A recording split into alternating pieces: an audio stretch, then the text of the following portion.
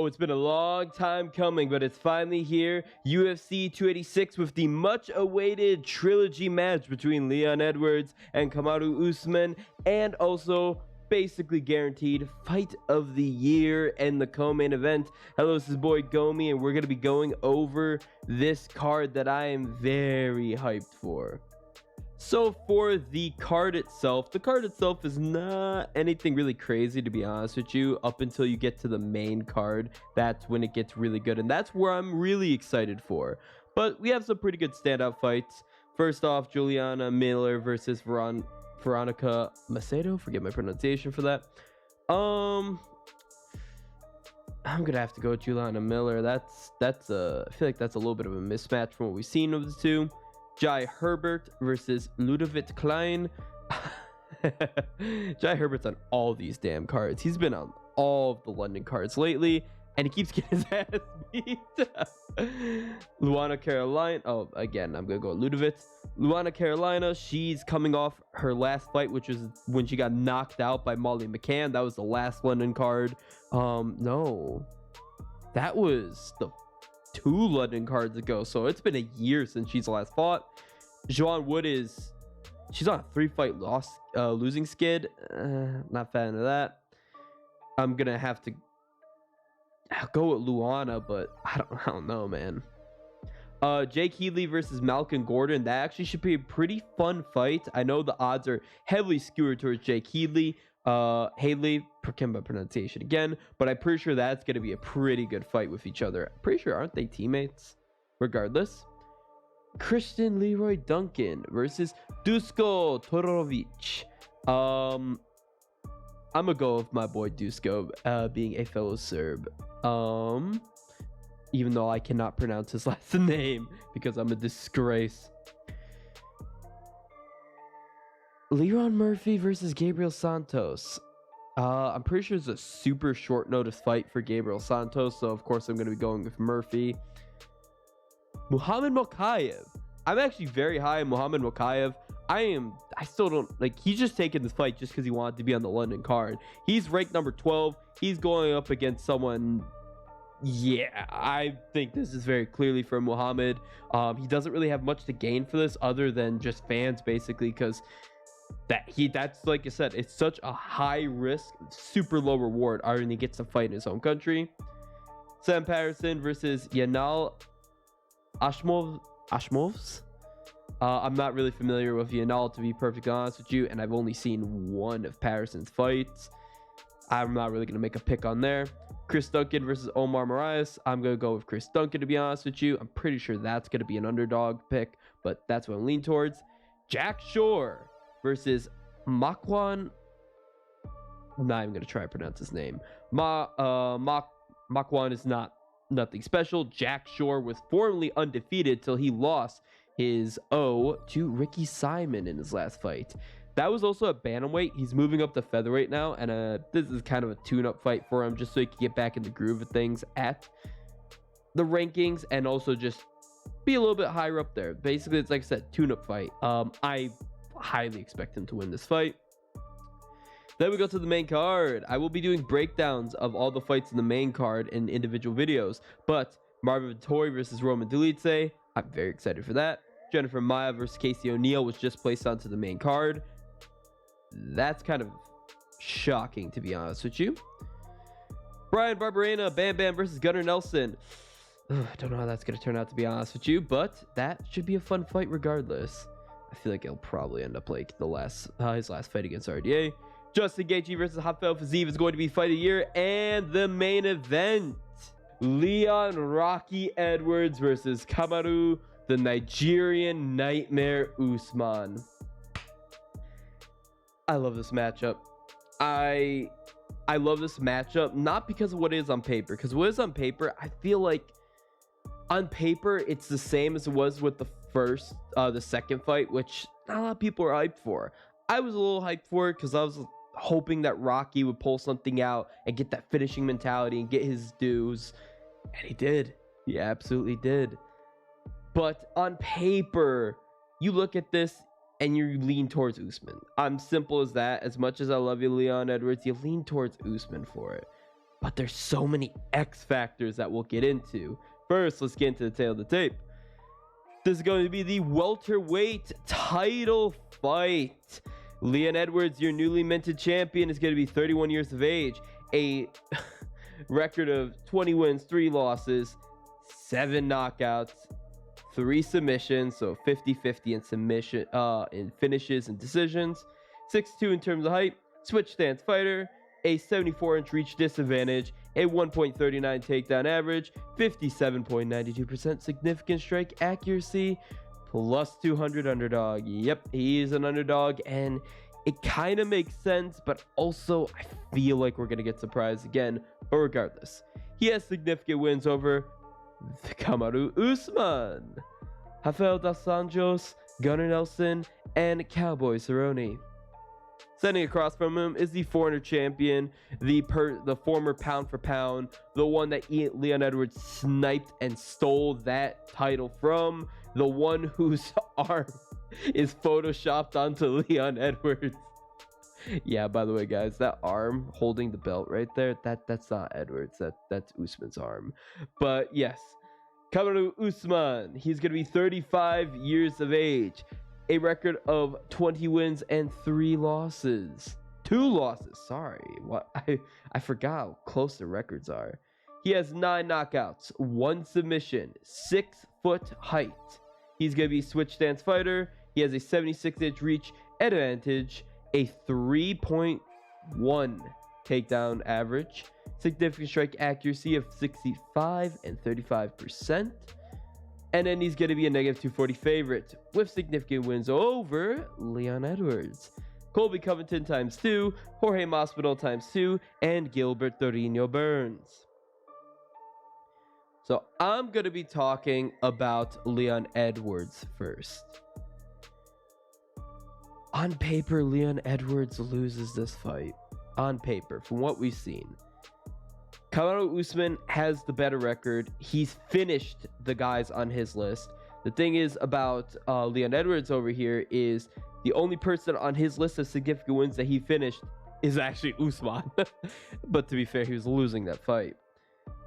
Kamaru Usman has finished each of those opponents right there. But what is it for Leon Edwards that has him the edge? For one, he has 2 of his best weapons are literally Kamaru Usman's main weak points.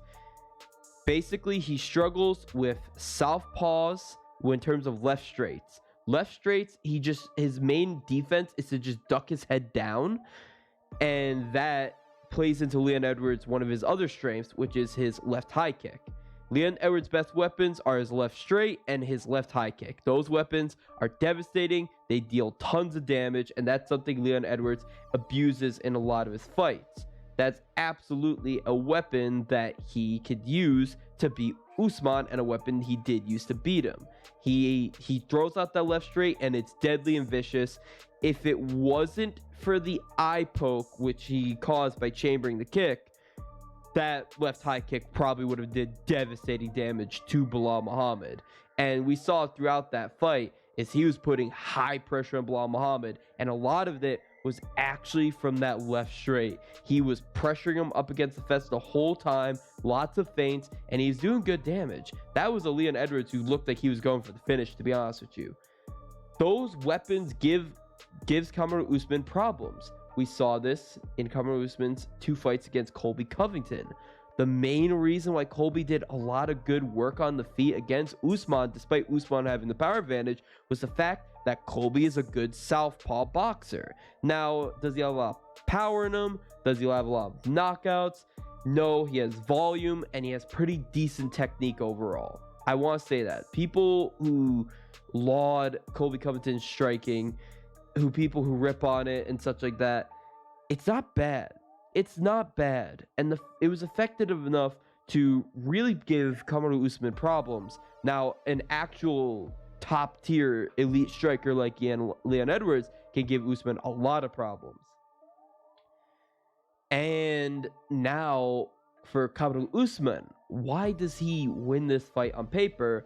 Well, the power advantage, the wrestling advantage, and despite Leon Edwards being the decision king, being a decision king, Kamaru Usman still has the better cardio. He still has a really good gas tank.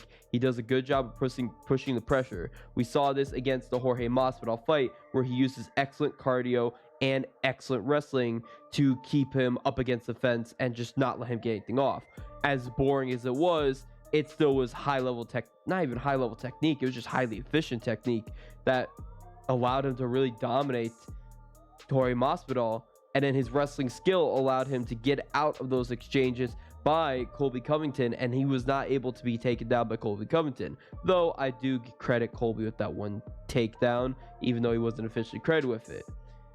And even also against RDA, another opponent that they actually share common ground with. Both of them have fought RDA.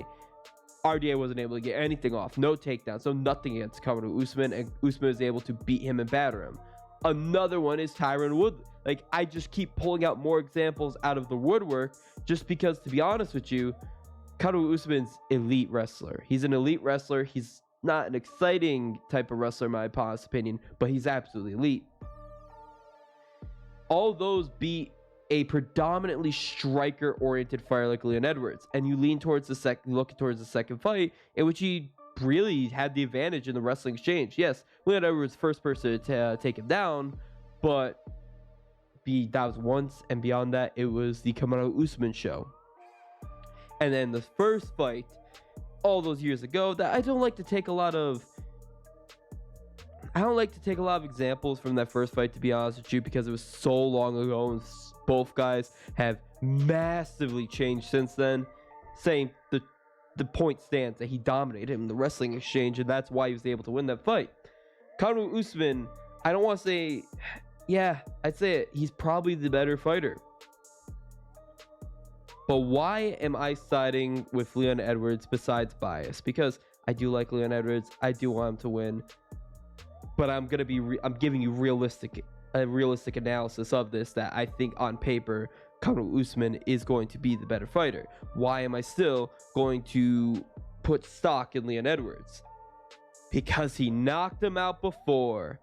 It wasn't a lucky kick, but it was a kick he was looking for the whole fight, and he kind of gave up on, and then had renewed faith that he could get that kick.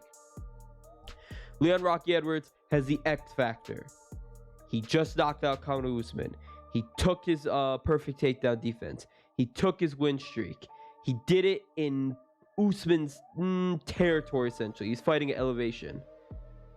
He's now going to be fighting in his home turf, not at elevation, because that's the thing. That's the reason why Usman did so well and dominated so badly in that second fight, and why, honestly, it wasn't even as close as the first fight was.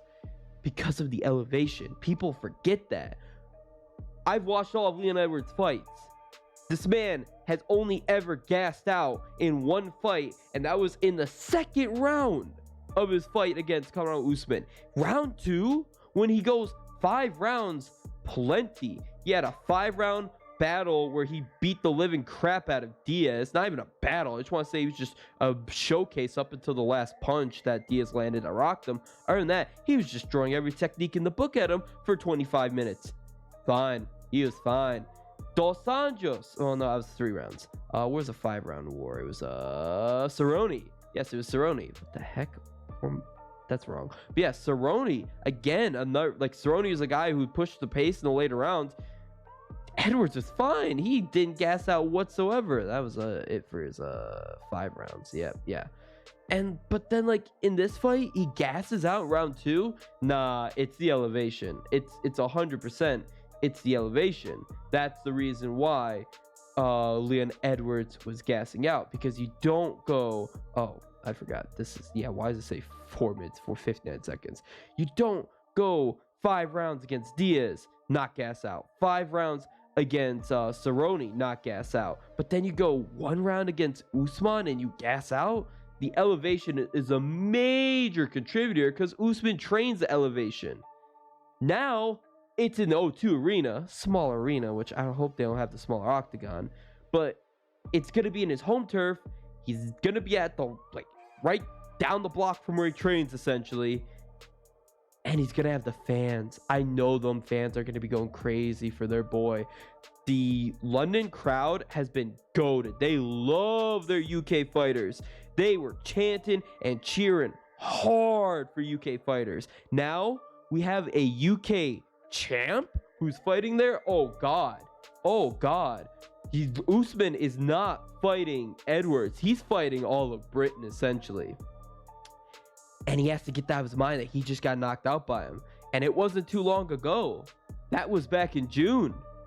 It hasn't been that long. And he's 35. And he has bad knees. I'm mounting up all these X factors. And I did the same thing with Jones in his fight against Gon. And I ended up eating my words there. There's a very high chance I'll eat my words here. But I'll own up to it. I'll absolutely own up to it. But as of right now, I'm going to lean towards Edwards, not because what they are on paper, not because of majority of what happened last fight, because all the X factors going into it, and that's why I'm leaning towards Edwards. I explained the facts and what they have, advantages, disadvantages earlier on. Now this is just saying all the different X factors that can make this a much more interesting fight than people are thinking it to be. Who knows? Kamaru Usman can want to get that back. He could be furious, he could be mad, and he wants to close this out. But he'll go out there and he'll just blitz Edwards and he'll knock him out. Because that's the thing. Edwards still can get chinned.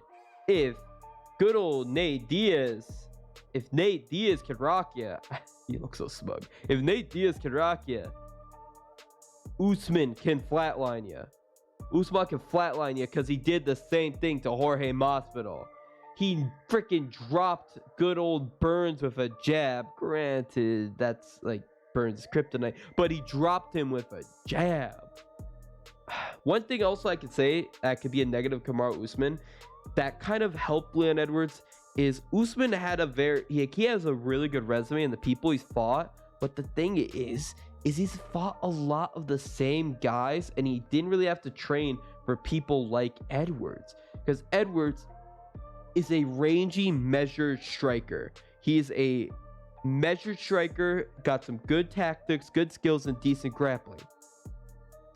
Colby Covington, a grappler who only brawled him, basically. Masvidal, a scrappy, like, basically brawler. Burns, basically a brawler, to be honest with you, and the way he fought that fight, not really using a lot of jiu-jitsu. Like, and that's the thing, he fought Covington, then Masvidal, then he fought Masvidal, Covington. He fought a lot of the same people. His record and his like championship reign is really only fighting what? 3 different people, and one of them, 3 different people, then losing to a 4th person he fought. He fought a lot of the same people, which I feel could stale it. You're not getting the same amount of looks. Like, he's training for the same kind of fights. Like, even when he's training for the second Masvidal fight, I'm pretty sure in the back of his mind, he was also kind of training for the second Colby fight. And I feel like that could give you some stagnation of your skills, possibly. But then, to flip that on its head, Leon Edwards doesn't have the strongest list of people that he's fought. RDA is a bloated lightweight. He was very good at welterweight. He fought for the interim title against Covington, don't get me wrong. But he's not... you're getting more experience fighting Covington twice. Bilal Muhammad, he barely even got to fight him, but that would have been a good look, good wrestler they would have been able to fight. But also, I feel like the new Bilal Muhammad's a lot different. And then Diaz, Gunnar Nelson, Cerrone before his hard fall off, but still, this is not prime Cerrone. Those are the kinds of people that Edwards is fighting, and that I feel isn't giving him as much skill. But then again, he didn't get a lot of that skill, a lot of that looks from fighting a Kamaru Usman when he had a disadvantage. I do think his striking can improve and his grappling can improve. One thing I will say, it's another X factor, is that could all go to Leon Edwards' head and Usman could go out there and win. I don't know. There's too many X factors that make this just so exciting for me. Oh, another thing too that I'd like to mention. I think this is Usman's last fight. I do not think he's going to fight anymore after this. He talks about retirement too much. He's 35 years of age, and he talks nothing about retirement. And apparently his knees are so bad, he has to go down the stairs backwards. I don't think he's going to keep fighting after this. I think he's going to, say he wins. He's going to avenge his only loss in UFC and say, all right, I got the best of everyone. I'm calling it a career. Second best welterweight of all time. He loses this fight. What? He's going to fight other contenders? You think Kamaru Usman's going to go fighting other contenders to get another shot? I mean, who else is he even going to fight, to be honest with you?